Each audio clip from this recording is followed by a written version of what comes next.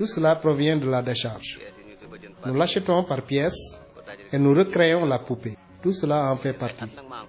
Je fais ce métier depuis des années.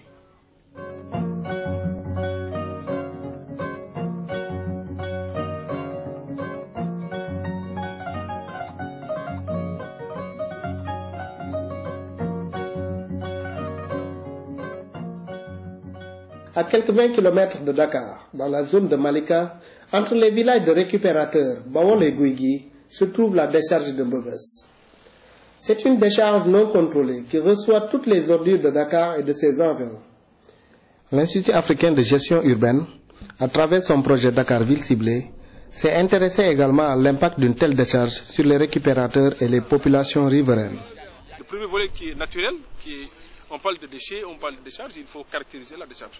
Il faut donc savoir qu'est-ce qu'il y a dans la décharge, qu'est-ce qui vient comme déchet. Et quelles sont les populations qui fréquentent la décharge. Vous avez pu voir, il y a un mouvement extraordinaire. À l'intérieur, vous allez voir des restaurateurs, des récupérateurs. Il y a vraiment un monde qui travaille, qui est actif au niveau de la décharge. On a eu à faire le comptage des flux entrants et sortants à l'intérieur de la décharge, c'est-à-dire les flux de matière, les personnes, les moyens de transport, les activités qui sont développées au niveau de la décharge. Donc on a eu à les quantifier, donc compter qu'est-ce qui entre, qu'est-ce qui sort, qui travaille là-dessus, quels sont les nombres de personnes, les véhicules qui fréquentent la décharge. Pamdiaï, récupérateur au village de Guigui, revient ici sur les matières principales recyclées. Nous recyclons le plastique, le fer et le bois et autres métaux. Chaque jour, on produit au moins 10 tonnes de fer. Maintenant, les plats en aluminium et les théières proviennent d'ici.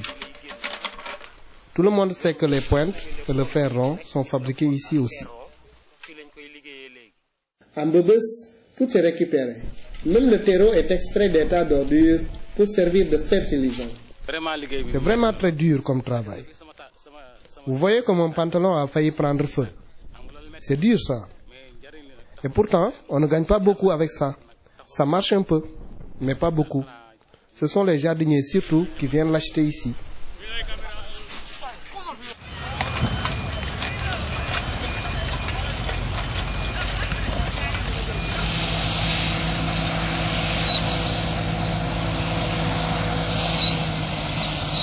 La menace environnementale que constitue la décharge de Mbebes est au cœur des débats lors des réunions de la cellule de mise en œuvre. Le second volet, c'est un volet environnement, dans lequel volet nous avons toutes les analyses sur les eaux souterraines, sur les eaux superficielles, sur les sols, sur l'air. Et c'est des analyses pour voir un peu l'état de ces ressources environnementales et l'impact de la décharge. On essaie de voir un peu la pollution chimique, la chimie organique, par les métaux lourds. Du fait de sa position géographique au sein de la région de Dakar, Mbebes constitue assurément un problème écologique majeur.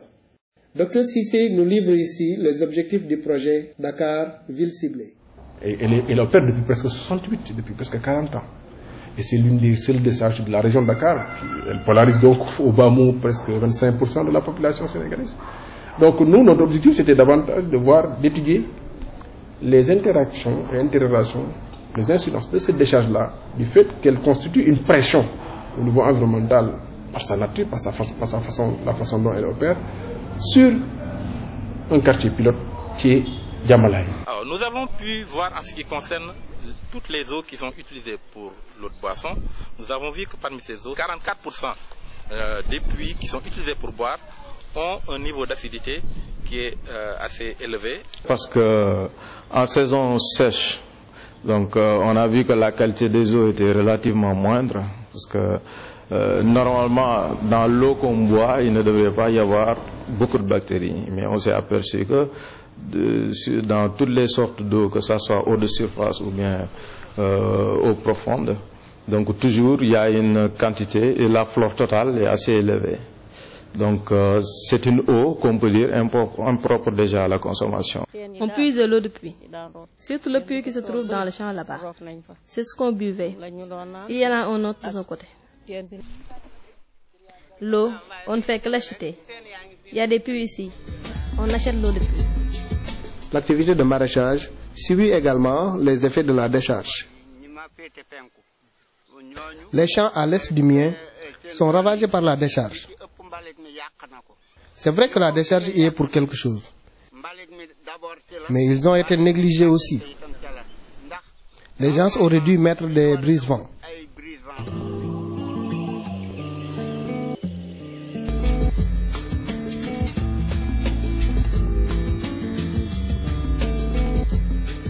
L'activité d'élevage de bovins, ovins et porcins est également fortement impactée par la décharge. En effet, l'alimentation des porcs provient d'ici.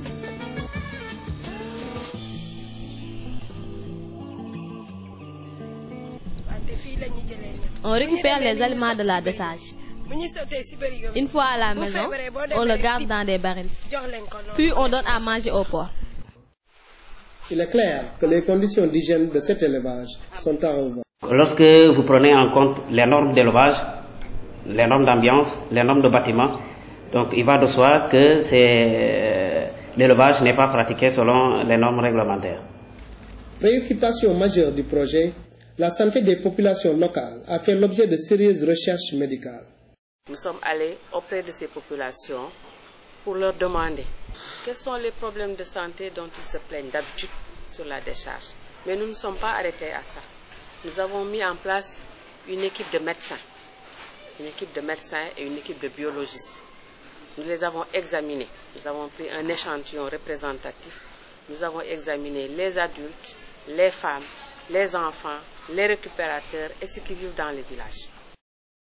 La qualité des résultats obtenus par le projet dans cette première phase est surtout due à une bonne organisation et une bonne structuration du projet.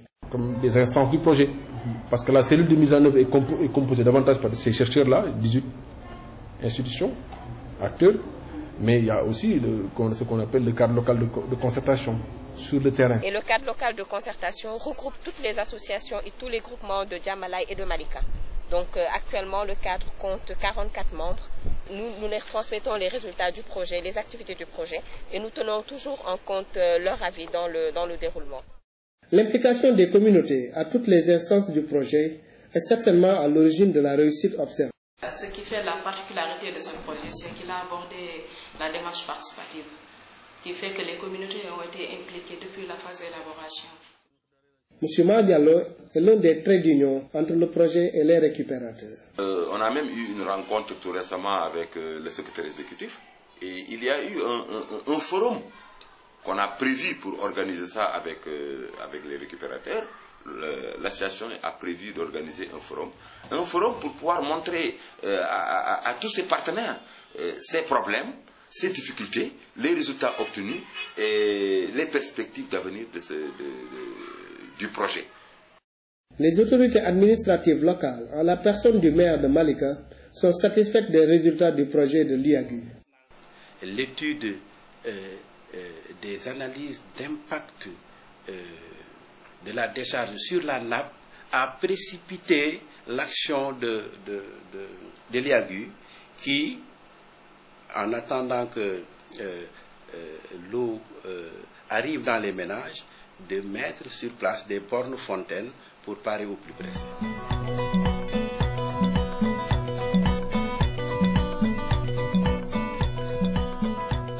Nous sommes en train d'identifier un ensemble d'idées d'action. On sait qu'une bonne partie des populations dans les quartiers pilotes, Djamalaï et Darussalam, les 2 tiers consomment l'eau des puits. Et il y a aussi les résultats sur la contamination, même par rapport au métaux lourds. Mais ça nous amène directement à formuler une initiative pilote sur l'eau. C'est ce qui a fait qu'on a rapidement mis en place des systèmes de bornes fontaines pour empêcher que les populations continuent à utiliser l'eau. Nous apprécions beaucoup les robinets. On en avait vraiment besoin.